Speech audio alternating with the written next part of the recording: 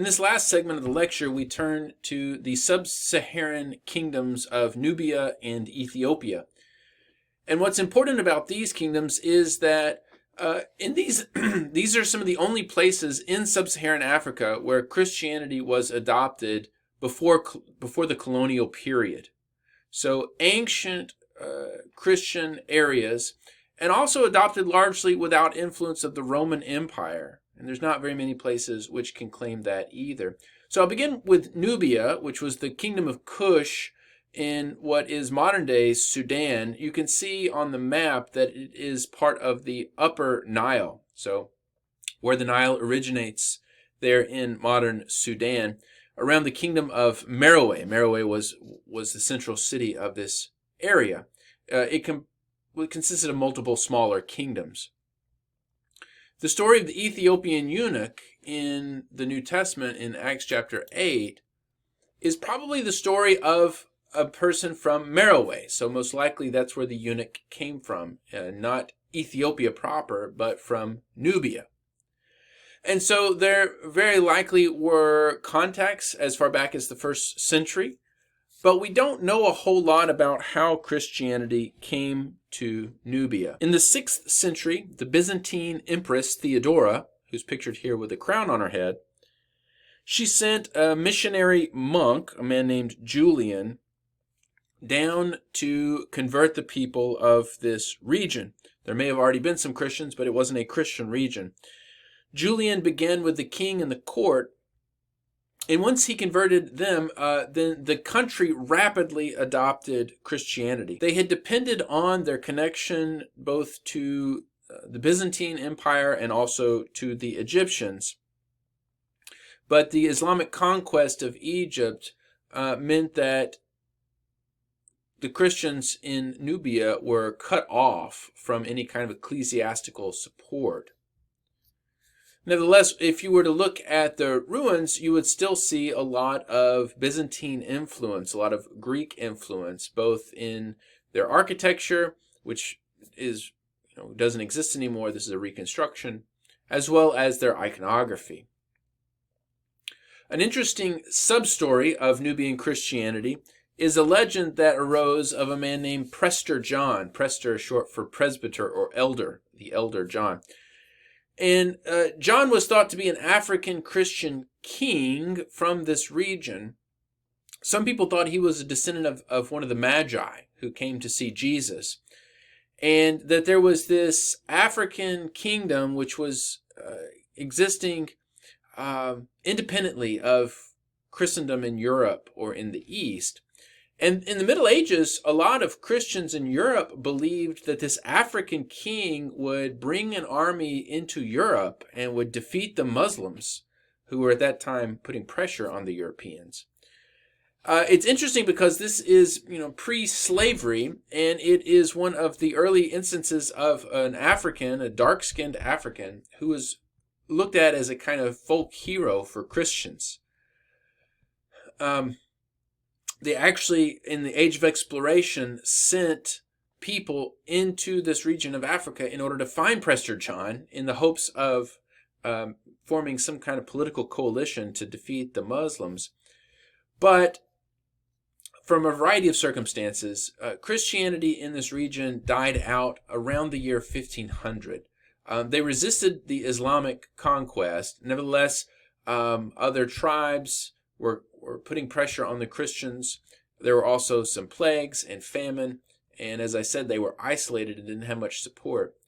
So Christianity died around the year 1500, and around the year 1523, the first Portuguese come into the region looking for Prester John, looking for signs of Christianity.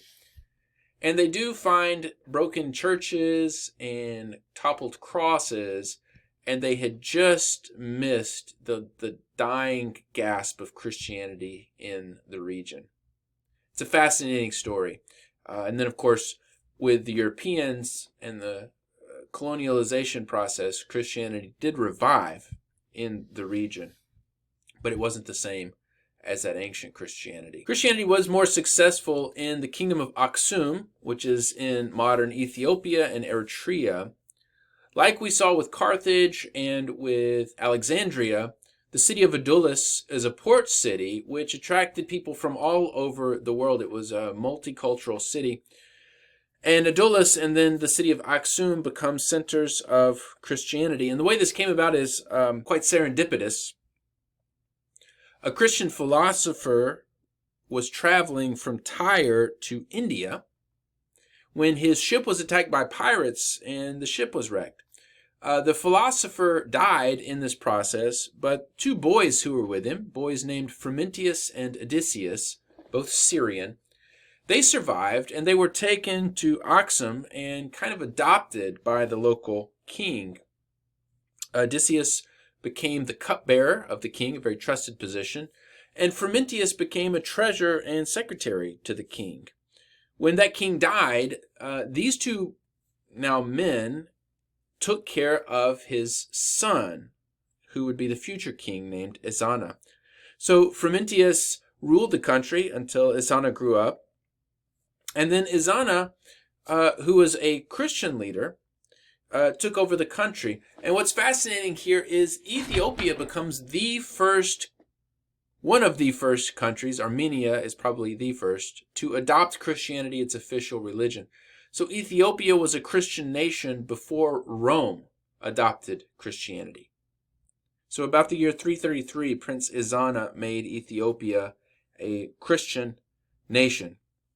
This is not a story that many people know about Christianity, that the Ethiopians were there before the Romans. Ezana melded together a lot of indigenous Ethiopian traditions with Christianity. And the form of Christianity that was most dominant in this area was Syrian Christianity. So in addition to Odysseus and Frumentius, the 9 saints who were Syrian missionaries were sent down in the 5th century, so a few generations after Ezana.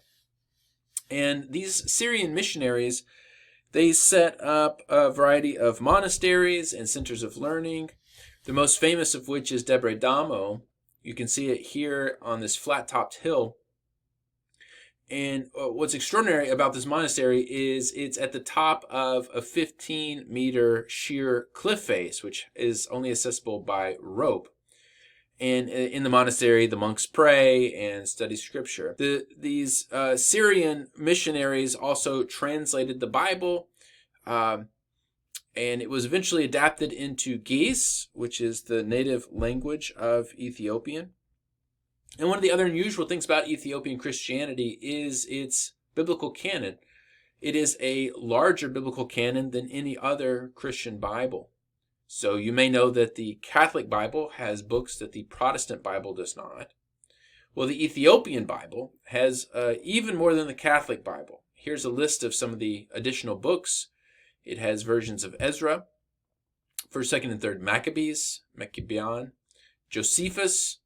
It has various synods or canons from the church that are incorporated into Scripture, a version of Clement, a version of the Didascalia, in addition to some other works like Jubilees, which is an expanded version of the Genesis stories. So the Tewahedo Bible is much larger than any other Christian Bible. Something else that's distinctive about Ethiopian Christianity is its architecture. So in the 12th century, a Christian king named Lalibela had a vision of Jerusalem, and he decided to build a new Jerusalem in Ethiopia. So he selected the village of Lalibela, which is now known as Lalibela, named after this king, and there were built monasteries into the living rock. You can see here some of these monasteries, which are extraordinary, actually under the ground. A beautiful style of architecture. Lalibela identified these with the temple in Jerusalem.